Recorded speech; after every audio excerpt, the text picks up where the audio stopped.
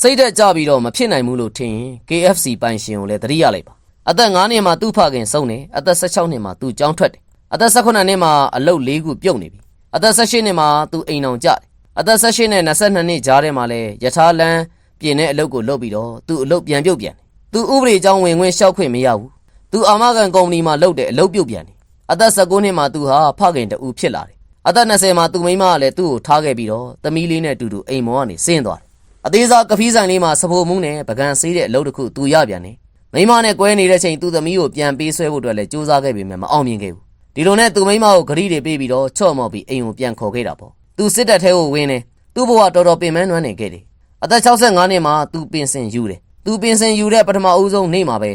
အစိုးရထံကနေဒေါ်လာ105ဒေါ်လာကိုလည်းသူလက်ခံရရှိခဲ့သူအဲ့ဒီငွေတွေကြည့်ပြီးတော့တော်တော်လေးခံစားရတယ်ဒီလူကသူ့ကိုတောင်မှသူမကူညီနိုင်သူဆိုပြီးတော့အစိုးရကသူ့ကိုအဲ့ဒီလိုမြင်တယ်လို့လည်းသူခံစားရတယ်သူအမြဲတမ်းကြာရှုံးတယ်သူအသက်ရှင်ဖို့မတန်ဘူးသူ့ကိုသူအဆုံးစီရင်ဖို့လည်းကြိုးစားတာပေါ့သူတစ်ပင်အောက်မှာထိုင်ပြီးတော့သူ့သေတန်းစာရေးဖို့လည်းပြင်တော့ဒါပေမဲ့လည်းသူ့ဘဝမှာသူ့ဘာတွေအောင်မြင်ခဲ့တယ်လဲဆိုတာကိုပြန်ပြီးသုံးသပ်ကြည့်ပါတယ်အားလုံးဟာဆုံးရှုံးမှုတွေပဲသူတွေးခဲ့တယ်ဒါပေမဲ့ရှာရှာပါပါသူ့ရဲ့အားသာချက်လေးတစ်ခုကိုတွေးမိတာပေါ့အဲ့ဒါဘာလဲဆိုတော့ဟင်းကိုဘလို့ချက်မလဲဆိုတာပဲဒီလိုနဲ့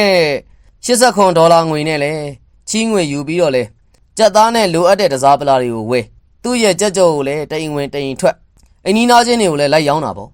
ဒီနေရာမှာတော့နားဆင်သူတွေပြန်ပြီးတခုသတိရစေချင်တာလေသူ့အသက်65နှစ်မှာသူ့ကိုယ်သူအဆုံးစီရင်မှုစ조사ခဲ့ဘူးတဲ့ဆိုတဲ့အချက်သို့တော်လည်း KFC ကဘာကျော်ကြက်ကြော် KFC ကိုတီထောင်သူအငိမ့်စားဘုံမူစန်တာဟာအသက်88နှစ်မှာဘီလီယံနာကမ္ဘာတန်းကျွယ်တထေကြီးဖြစ်လာခဲ့ပါတယ်စိတ်ဓာတ်ရေးရအရသင်ငန်းစာယူစရာများတော့အလုပ်တစ်ခုကိုစတင်မှုအတွက်လည်းတိတ်နောက်ကျသွားတယ်ဆိုတာဘယ်တော့မှမရှိဘူးနောက်အရေးကြီးတာကလည်းတင့်ရဲ့ပင်ကိုရက်တီချက်သဘောထားအဲ့ဒါပဲဖြစ်ပါတယ်ဘလောက်ပဲခက်ခဲတွေတွေးပါစေဘယ်တော့မှလည်းအရှုံးမပေးတဲ့စိတ်ဓာတ်ဇွဲလုံးလာဝရိယတွေရှိဖို့လိုတယ်အောင်မြင်မှုအတွက်အသင့်မှာတစ်ခုခုတော့အနည်းဆုံးရှိပါတယ်သူများနဲ့မတူတဲ့စမ်းသစ်မှုကိုလည်းတတိရှိရဲရဲလုပ်ပါအနာဂတ်အိမ်မက်တစ်ခုအတွက်ဆိုရင်လည်းအသက်ကြီးပြီးတော့နောက်ကျနေပြီဆိုတာလေဘယ်တော့မှမရှိဘူးတကယ်ချင်းရဲ့